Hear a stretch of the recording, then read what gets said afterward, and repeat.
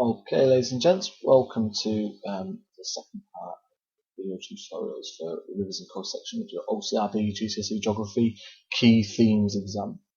In the last one we looked at the water cycle and drainage basin systems. Now we're going to look at a little bit more about the drainage basins in a bit more detail. So to do that, we're going to work out what a drainage basin is, how does it fit in with the hydrological cycle, what are the main features of a drainage basin. And we're going to look at two case studies. One of the Eden Valley, that's close to home, and the second one, the Amazon River. And we're going to compare and contrast those two things to show they are. So, firstly, what is the drainage basin? Well, simply the drainage basin is part of the water cycle that happens on the ground. Okay? So if we go back to the slides that we looked at in the last tutorial, okay, here we have got the water cycle or the hydrological cycle, okay, and here we've got the drainage basin system. And what this bit here is basically what happens in this area here. Okay, different colour pen might be useful. Just change the colour of my pen. Red. Okay, so it's this area here. Okay, so the drainage basin is with the bit of the hydrological cycle that happens on the ground. Okay, that's nice and straightforward. So the drainage bit, what is the drainage basin itself? Well, I suppose it's the area of land that is drained by a river. And this is the bit I want to explore in a bit more detail now. So you might just want to pause the video here and make a note of those two definitions. So the actual system bit is the part of the hydrological cycle that happens on the ground. The drainage basin itself is an area of land that is drained by a river.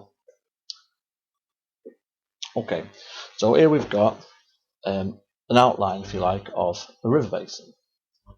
Okay, we've got the main river that runs through the middle.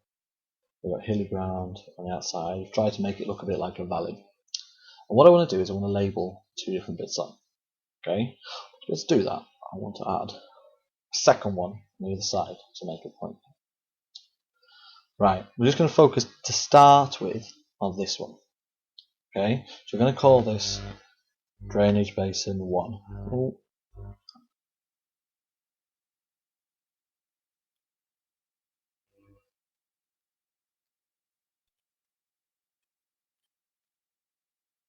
Drainage Basin 1, and we'll call this one 2. Better change the pen colour again. Okay, now I've done it on purpose this way because I need to prove a point at some point. So what we've got in the middle is we've got the river channel. Okay, and this is the main river that drains this particular drainage basin, Drainage Basin 1. Okay, and within that we've got lots of little rivers, which are called tributaries. Okay, now tributaries are small rivers which join the main river. Simple as that. So it can be rivers or streams. Now, the point where two rivers meet, so here, is what we call a confluence. So the confluence is where two rivers meet. Okay, where the river ends, it's called the mouth. Where the main river starts, it's called the source.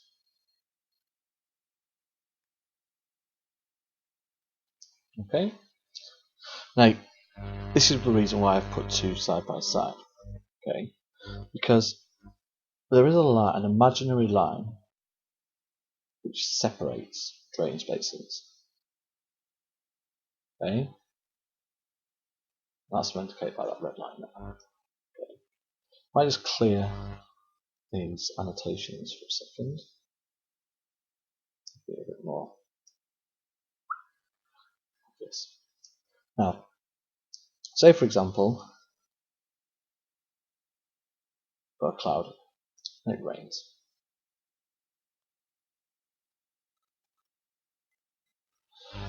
Any water that lands on this side will end up in Drainage Basin 1. Any water that lands on that side will end in Drainage Basin 2. And this imaginary line goes around the outside really important. It's called the watershed. Okay, and the watershed is an imaginary line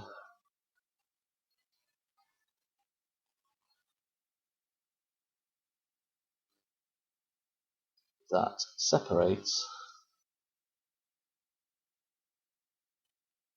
two drainage basins.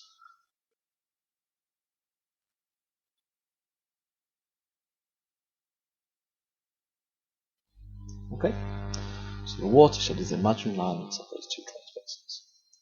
Now, it's quite a complicated diagram to draw, so I've got our own label diagram. The first thing that we've got to do is draw our main river. Okay, as I'm doing this, I want you to pause it while you get your page set up. I would like you to do as I do, basically.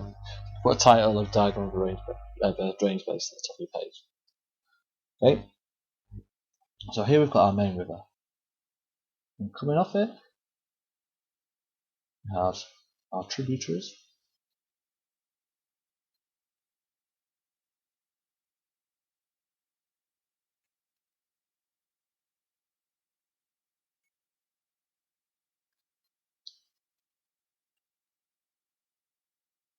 Apologise, this bit's a bit boring, very little crap on my part.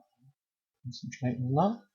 So if you can draw something that looks a little bit like that, would be ace. And then just get a grey pen. What I'd like you to do is put a dotted line that goes all the way around, all the way around the drainage basin. And we can label this up. So we need to label it up with our different terms. So we've got watershed,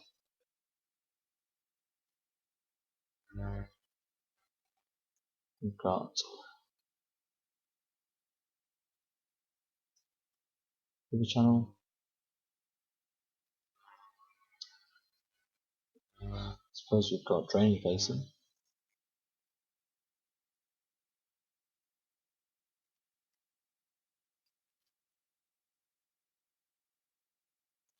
and we've got tributary,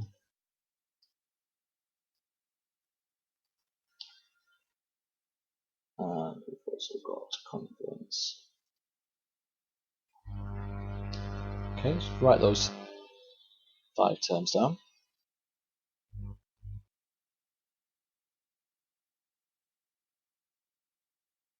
Okay, I'll pause the video and try and label them to the right places in the diagram. Okay, you won't pause it, I'll go through it with you. So pause it now and try and label it. Right, let's see how you've done. So let's start with the watershed. So the watershed is the imaginary line that goes around the outside drainage basin.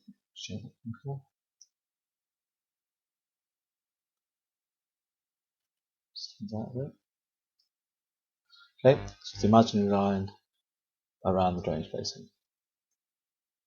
Okay. The river channel is the main river that flows, drains that area, if you like, flows through the middle of the drainage basin. So it's the main river. The drainage basin is the area in which the river drains. Tributary is a small river, around the main river. The confluence is where two rivers meet. Okay, so well done if you got all those right. That'd be a really important thing for your examiners to be able to label one of these sort of diagrams and be able to identify the different pictures. So let's have a look at an example of a drainage base, if you like. We can identify on this all the different things we've got. Okay, so going down here, by over in green, we have river Even. this line here is the River Eden. Okay, and then coming in from the west, Ullswater Lake, you've got Beaumont. Okay, so Ullswater Lake is an example of a store within the system. Okay, and here we've got Ullswater Reservoir, which is another store, and again that's region. And we've got all of these many different tributaries where they meet as a confluence. What we have got is we've got tributaries of different sizes. So the darker blue lines, for example, Beaumont, this river here, are all slightly larger rivers, but they are at the same point in time tributaries of the River Eden. Okay, so in this you can see in the main river,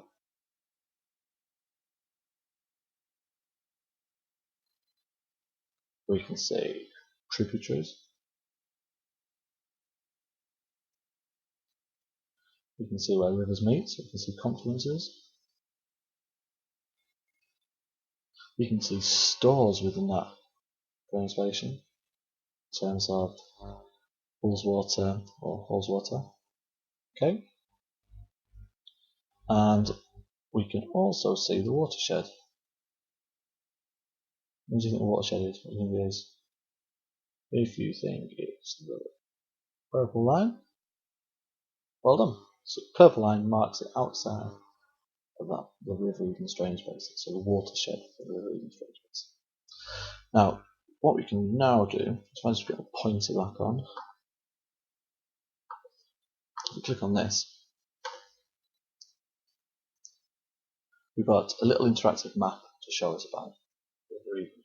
So there's Ullswater, got the River Eden coming in here. You can check out some of these little streams here. So Swindale Beck, Wilton Beck, Trout Beck, Swindale Beck, Milburn Beck, all sorts of stuff. The River Petrel. Don't forget we've got Carlisle down here, confluence of lots of different rivers basically. We've got River Irving up here, River Eden, that's going out to the Solway. We've got Wetsleddle Reservoir, which is part of it, Ullswater Reservoir, and so on. Okay, I'll put the link to this little interactive map on the website so you can click around and see what's what. Okay, now we've talked about the watershed, and we can give you a little example, okay, and that's on Crossfell. Right? It's 50-50 when it rains, whether the water that lands on Crossfell will either land up in the River Eden or the River Tees. Okay, and I'll just show you why. So I'll put the URL to this map onto the site as well, so you can see what's what. Now, here is Crossfell. You'll be able to see it's the one with the golf ball on top of it that we can see. You can see from my classroom window, usually hidden beneath clouds. But imagine it rains on top of Crossfell. Okay, so this is down in towards the Eden Valley. This is down towards the Tees. It rains about here, so the water runs down. First thing it joins Kirkdale Beck. Goes down the Kirkdale Beck towards Kirkland. Oh, Kirkland Beck, sorry, down towards Kirkland. Keeps on flowing, and it becomes the Skirworth Beck. You'll have to correct me on my pronunciations for these places. And it flows down the Skirworth Beck until it then becomes the Briggle Beck. The Briggle Beck then flows down towards Winskill, Langwathby, where I know some of you might live. It's under the railway line, and then it eventually joins the River Eden near Selcold. Okay, we'll go back to Crossfell.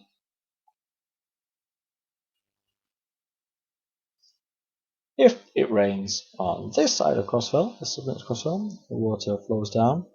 We'll join the tributaries here at Tees Head. It'll flow straight down and almost straight into the River Tees. River Tees flows out this way, down through Cow Green Reservoir, And then start meandering back this way, all the way out. That's Holwick. Place I've never heard of. But it eventually comes out near Middlesbrough. Okay, so there's another example for you.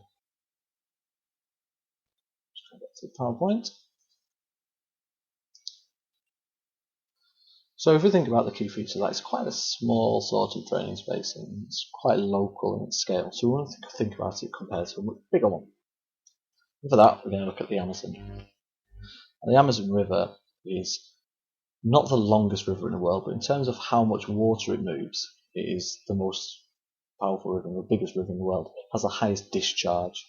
Discharge is the volume of water passing through a particular river at a particular point in time. So it has the biggest discharge. Now look at this. This is a river drainage basin on an international scale. So anything that falls within this area, so from Brazil to Bolivia to Peru to Ecuador to Colombia to Venezuela, right? All of these areas will end up in the Amazon in the end. And these rivers in their own right are probably pretty big. They'll be much bigger than the rivers and streams that feed the Eden for the most part. So if we're thinking about differences between these, what have we got? Well, I'm sure I selected the pen then. The Amazon is huge. Okay, it drains from 5 countries: Brazil, Bolivia, Peru, Ecuador, Colombia, Venezuela as well, I suppose. So it drains from 5 countries.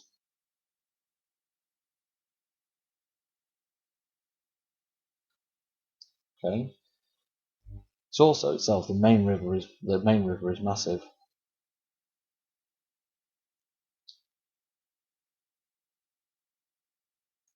And then obviously it's going to have massive tributaries as well.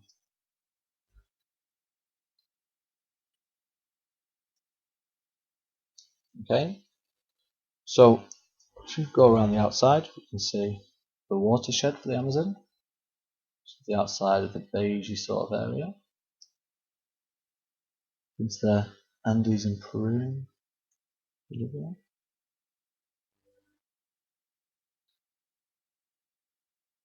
So that watershed is enormous in comparison to the actual one for the region. But then each of these little rivers will also have their own watersheds joined into it. Okay, so there'll be a little area around the Branco, which has got the feeds it's probably tributaries that come off that. Okay, the Negro the same. Purus, similar. Okay, so if we go over the key points from what we've got in the wet drainage basin. Okay, so drainage basin, area of land drained by a river. Okay, vary in size and scale.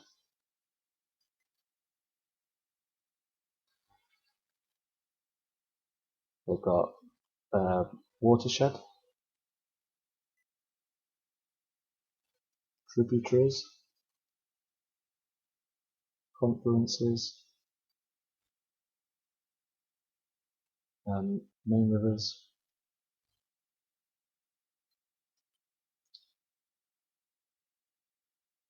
and that is about it. Okay, if you haven't, if you want to find anything else about these things, as usual, BBC Bite Size.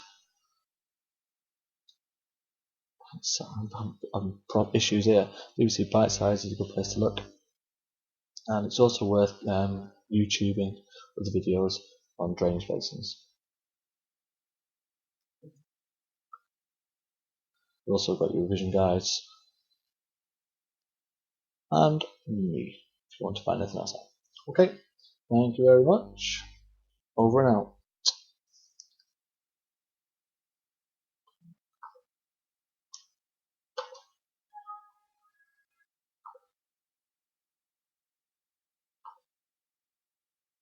joking, it's not really recording. Is